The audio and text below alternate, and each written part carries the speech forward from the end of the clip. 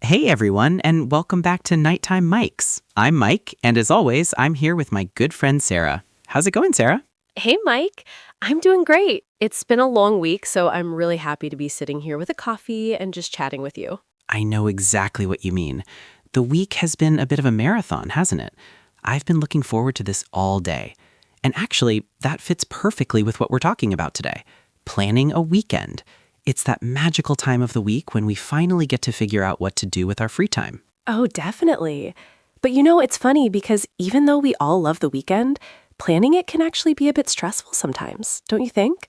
There's so much pressure to make the most of it. That is so true. I feel like I constantly struggle with that. On one hand, I want to go out and do everything, hiking, seeing friends, trying that new burger place downtown.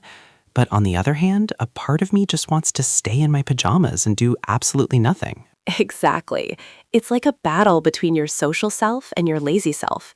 I usually end up caught in the middle. I'll come up with this huge list of things to do on Friday night, and then Saturday morning rolls around and I'm like, wait, why did I think I have the energy for a 5-mile walk? I've been there. Honestly, I'm a bit of a serial overplanner. I'm the guy who makes a schedule. I don't go as far as making a spreadsheet, but I definitely have a mental list of time slots. Like, okay, 10 a.m. is coffee, 12 p.m. is the gym. No way. A schedule for the weekend? That sounds like work, Mike. I'm the complete opposite. I like to play it by ear. Just wake up, see what the weather is like, see how I'm feeling, and then decide. I wish I could be more like that. I really do.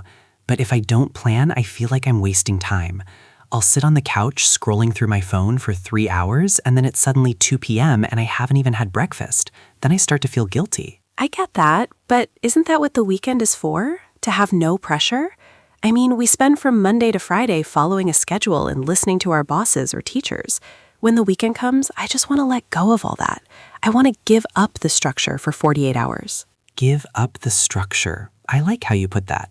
It sounds so much more relaxing when you say it. But let me ask you this.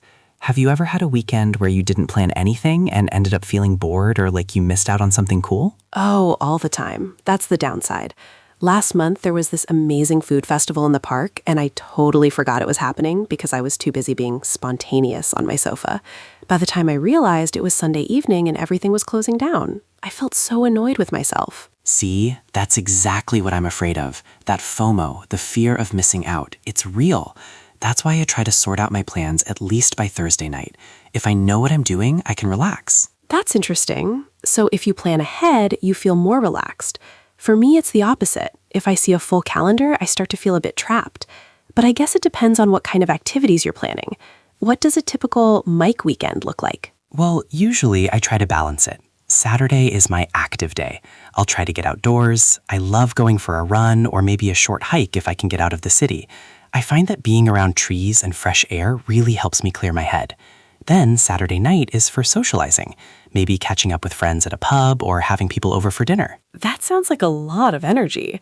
I do love a good hike, though. There's something about being in nature that makes you forget about all your emails and deadlines. But what about Sunday? Is Sunday also a busy day for you? Sunday is my prep day. I'll do some grocery shopping, maybe do some laundry, and try to get ready for Monday. I know it sounds boring, but it helps me avoid that Sunday night panic when you realize you have no clean socks and no food for lunch the next day. The Sunday scaries, I know them well. I actually read somewhere that Sunday afternoon is the most stressful time for people because they're already thinking about Monday. I try to fight that by making Sunday evening my treat yourself time. I'll watch a movie I've been wanting to see or cook a really nice meal. It makes the transition back to the work week a bit easier. That's a great idea. I should try to incorporate more of that. I think I focus too much on being productive. Last weekend, I spent the whole of Sunday cleaning my kitchen. I mean, the kitchen looks great now, but I didn't exactly feel refreshed on Monday morning. I felt like I'd just finished a second job. Exactly. You have to find that balance. I think the key to planning a good weekend is to figure out what actually makes you happy, not just what you think you should do. Like, sometimes I feel like I should go to a museum because it's cultural, but actually I'd be much happier just sitting in a cafe with a book. I totally agree. It's easy to get caught up in what everyone else is doing on social media. You see people posting photos of their amazing brunch or their trip to the beach, and you think, man, my weekend is so boring. but they probably spent 2 hours trying to find a parking spot and another hour waiting for a table. So true. Social media is such a lie sometimes. I remember once I went to this hidden waterfall that everyone was talking about online.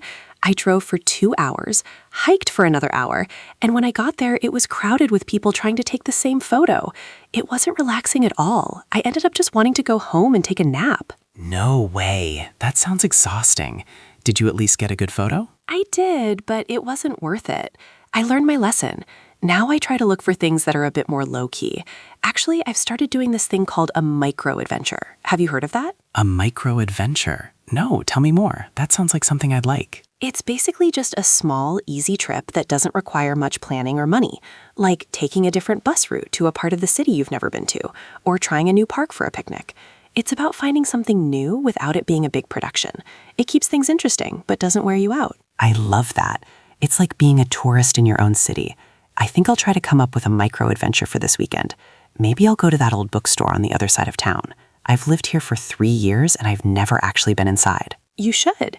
It's those little things that make the weekend feel special. Speaking of money, though, that's another thing that can make planning a weekend difficult. It's so easy to blow through your whole budget in 2 days. Oh, tell me about it. You go out for one dinner, see a movie, grab a few coffees, and suddenly your bank account is crying. I've had to really try to cut down on my weekend spending lately. Everything is getting so expensive. I know, right? It's crazy. But I found that some of the best weekend activities are actually free. Like, I've started going to the local library. It sounds a bit old school, but it's so quiet, and they have all these magazines and books for free. Plus, it gets me out of the house without me spending $20 on a latte and a sandwich. That's a smart move. I've also been trying to do more potluck dinners. You know, where everyone brings a dish to someone's house. It's so much cheaper than going to a restaurant, and honestly, it's usually more fun because you can actually hear each other talk without loud music in the background. I love potlucks. Plus, you get to try everyone's cooking. Although last time I hosted one, my friend brought a salad that was literally just a bag of lettuce. She didn't even put dressing on it. No, that's hilarious. At least she brought something, I guess. I usually end up being the person who brings way too much food. I'm always afraid people will be hungry, so I'll make a giant lasagna and then buy 3 boxes of cookies just in case. Well, you're the perfect person to have at a potluck then. I definitely invite you. But yeah, back to the planning. Do you ever find it hard to say no to plans? Like if a friend asks you to do something, but you really just want to stay home. That is my biggest struggle. I have a really hard time saying no. I don't want to let anyone down or seem like I'm being boring. So I often end up saying yes to everything, and then by Saturday afternoon, I'm completely wiped out. I've realized I need to be better at protecting my time. I used to be the same way, but then I realized that if I go to an event when I'm exhausted, I'm not even good company. I'm just sitting there wishing I was in bed. It's better to just be honest and say, hey, I'd love to see you, but I really need a quiet night in. Can we do something next weekend instead? That's so true. Most friends will totally understand because they probably feel the same way half the time. It's funny how we all put this pressure on ourselves to be constantly on. Totally. And you know, another thing I've been thinking about is the Friday night trap. You know, when you're so tired from work that you just collapse on the sofa, eat pizza, and watch TV. Oh, that's my classic Friday night move. I call it power nap, except it lasts for 5 hours. Exactly. And then you wake up at 11 p.m. feeling all groggy, and you've missed the whole evening. I've been trying to change that. Now I try to do something small on Friday evening, even just a 20-minute walk or meeting a friend for a quick drink, just to mark the start of the weekend. It makes the weekend feel longer, you know? That's a really good point. If you just sleep through Friday night, Saturday morning comes so fast. It's like the weekend is already 25% over before you've even started. I think I'll try to mark my weekend this Friday. Maybe I'll go for a quick swim at the local pool. It always makes me feel refreshed. A swim sounds amazing. I wish I was a better swimmer, but I usually just end up splashing around like a kid. Still, it's the thought that counts, right? Exactly. It's all about the vibe. You don't have to be an Olympic athlete to enjoy the water. But hey, speaking of activities, have you ever tried a theme weekend? A theme weekend? Like a costume party? No, not necessarily. More like a weekend where you focus on one specific thing. Like a cooking weekend where you try to make 3 new recipes, or a movie marathon weekend where you watch all the films in a series. I did a Star Wars weekend once with my brother. We watched all the movies back to back. No way. That sounds intense. How many movies is that now? Like 9? Yeah, it took a long time. We were basically zombies by the end of it, but it was so much fun. We had all the snacks, popcorn, nachos, soda. It felt like we were in our own little world. It was a great way to bond, too. That's actually a really cool idea. It gives the weekend a bit of a purpose without it feeling like a chore. I might do a green weekend soon, spend the whole time gardening and visiting plant nurseries. My balcony's looking a bit sad lately. I really need to figure out how to keep my plants alive. Oh, I am the worst with plants. I even managed to kill a cactus once. I think I overwatered it, or maybe I didn't water it enough. I can never tell. Killing a cactus is actually quite a talent, Mike. They are supposed to be indestructible. Maybe stick to the movie marathons for now. Yeah, you're probably right. Let's leave the nature stuff to the experts. But talking about all this really makes me realize how much planning is actually about managing your energy levels. It's not just about the activities, it's about how you want to feel on Monday morning. That is so true. I want to feel like I've had a break, but also like I've lived a little. It's a delicate balance. Sometimes a perfect weekend is just having a really long breakfast and a good conversation, like this one. I couldn't agree more. Honestly, just sitting here and chatting with you has been a great start to my pre-weekend vibes. It makes me feel much more motivated to actually do something fun instead of just hiding under my covers. I'm glad. So, what's the first thing you're going to sort out for this coming weekend? Well, I think I'm going to look into that bookstore I mentioned, and maybe I'll try to come up with a simple recipe for that potluck idea. I've been wanting to learn how to make a decent chili. It's great because you can just throw everything in a pot and let it cook for hours. Chili is a classic. You can't go wrong with that. Just don't make it too spicy, or your guests might have a bit of a surprise. Good point. I'll keep the chili peppers to a minimum. What about you? What's on your agenda? Are you going to stick to your spontaneous style? I think I'll try a mix. I'll plan one thing, maybe that gardening project, and leave the rest of the time open. That way I have something to look forward to, but I still have the freedom to change my mind if I just want to relax. That sounds like a solid plan. A little bit of structure, but plenty of me time. I think that's the secret to a successful weekend. Definitely. And we should probably mention that it's okay if things don't go according to plan. Sometimes the best stories come from the things that go wrong. Like that time we tried to go to the beach and it started pouring rain as soon as we arrived. Oh, I remember that. We were so disappointed at first, but then we found that tiny little fish and chip shop and spent 3 hours playing board games and laughing at how wet we were. It ended up being one of my favorite days of that summer. Exactly. It's all about the company and the attitude. If you're with the right people, even a failed plan can be a great time. It's about being flexible and just enjoying the moment. So true. I think we often get so caught up in the perfection of a plan that we forget to actually enjoy the experience. If the hike is too hard, we can turn back. If the movie is boring, we can turn it off.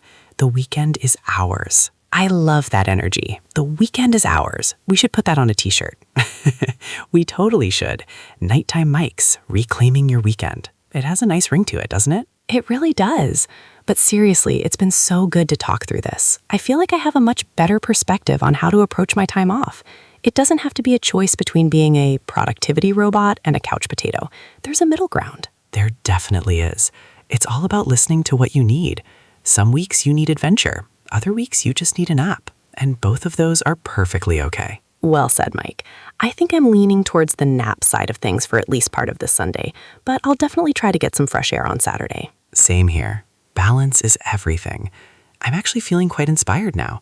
I might even go as far as to check the weather forecast right now so I can start thinking about which trail to hike. Look at you, getting ahead of the game. Thursday Mike is already looking out for Saturday Mike. I'm impressed. Hey, I'm trying. It's a work in progress. But honestly, even just talking about it makes it feel more real and exciting. It's like the weekend starts as soon as you begin planning it. I agree. That anticipation is a big part of the fun. They say that people are often happier in the days leading up to a vacation than they are during the vacation itself. I've heard that too. It's the waiting for the good thing that gives you that dopamine hit. So by planning our weekends on a Thursday or Friday, we're basically extending the happiness. Exactly. It's science, Mike. We're basically scientists of fun. I like that title. I'll add it to my resume. Weekend Fun Scientist. Perfect. Well, I think we've covered a lot of ground today. We talked about planning versus being spontaneous, the Sunday scaries, micro adventures, budgeting, and even how to handle a rainy beach day. We really did. It's been a great conversation. I hope our listeners found it helpful or at least feel a bit more relaxed about their own weekend plans. Remember, there's no right way to do it. Exactly.